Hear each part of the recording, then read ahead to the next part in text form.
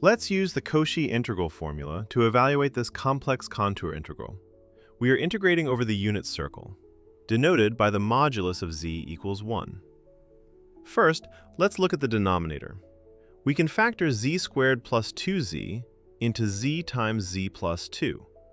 To understand which singularities matter, let's sketch the contour in the complex plane. Our path is a circle of radius 1, centered at the origin.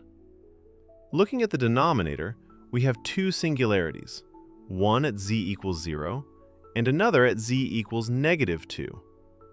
Notice that the point 0 lies inside our contour, while negative 2 lies outside. Because we have a singularity inside, we recall the Cauchy integral formula. This theorem relates the value of a contour integral to the function's value at that specific point. To apply this, we need to rewrite our integral to match the formula's structure. Since the singularity at 0 is the one inside, we keep z in the denominator. We move the rest of the expression, including the term z plus 2, into the numerator. This defines our analytic function, f of z. Now, we simply apply the formula. The integral equals 2 pi I times our function evaluated at the singularity, 0. Let's plug in 0.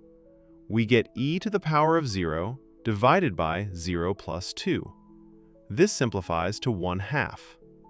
Finally, multiplying 2 pi I by 1/2, the 2's cancel out. Therefore, the final answer is 1/2 pi times I.